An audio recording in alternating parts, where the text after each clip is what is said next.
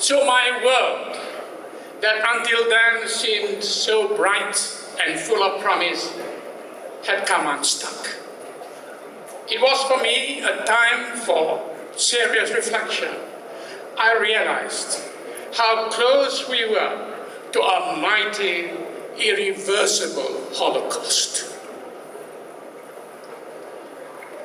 But my faith in the good sense of my fellow Malaysians, that never deserted me. Because deep down, I knew that there were millions upon millions of Malaysians who were decent, God-fearing, and all they wanted and all they want today is to live in peace and harmony.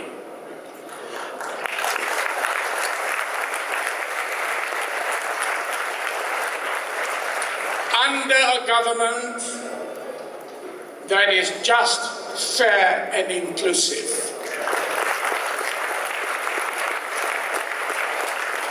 Unfortunately, those sentiments of 40 years ago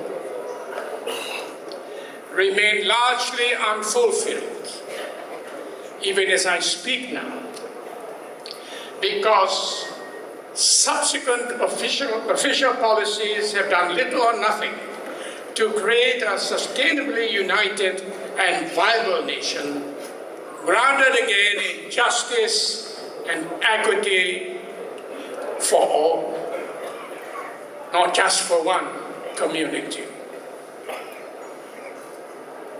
Now, May the 13th could have been avoided. While I have no intention of turning these very personal remarks into a blame game, the evidence of political manipulation to pander to personal ambitions for power is compelling. And politicians of all party stripes, and that includes my own party, must come to terms with the part they played in fomenting the worst racial violence in our country's history. And by doing that, they put the clock of nation building back by 1,000,000 years. This is what a friend of mine said, by way of underlining the great tasks involved in picking up the pieces after May 13. I believe that in our present troubled circumstances, the most important role politicians can play is to identify and examine dispassionately those social, political, and economic causes that can possibly lead to racial disunity, and then set about rectifying them. The government must learn to recognize that these are issues of great national importance, and they must not ignore the role of the opposition parties, the role that we can play in this very critical mission. Now, if there is one thing we can learn from the lessons of 13 May, it is that we all have to be prepared to make substantial adjustments. Because we have a lot of fair weather Malaysians, they can uproot themselves and disappear to greener pastures, and good luck to them. I'm not concerned with these people. I'm more concerned about the rest of us.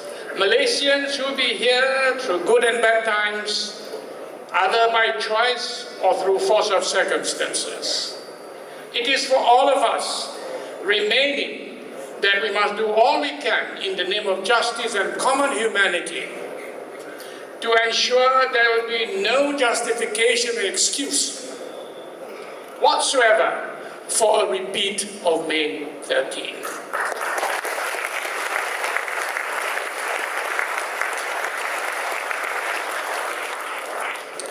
It was a blot that we can do without in our otherwise clean record of race relations. Finally, let us not politicize justice.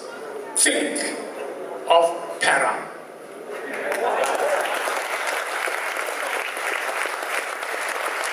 With apologies to my friend Trisha. She said, ingat, ingat, ingat para. Let us not politicize justice and policies that unite us. Let us put in trade now those policies that will hasten our search for the kind of national identity that we can relate to with a sense of justifiable pride and loyalty. There can be no substitute for a Malaysian Malaysia.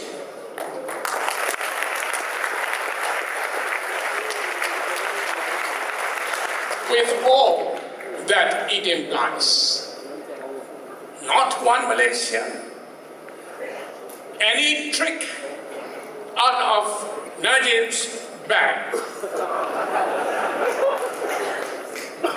is going to be a fake.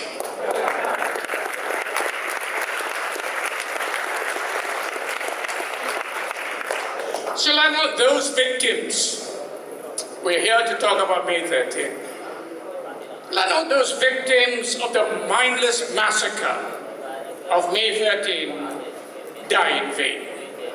Thank you.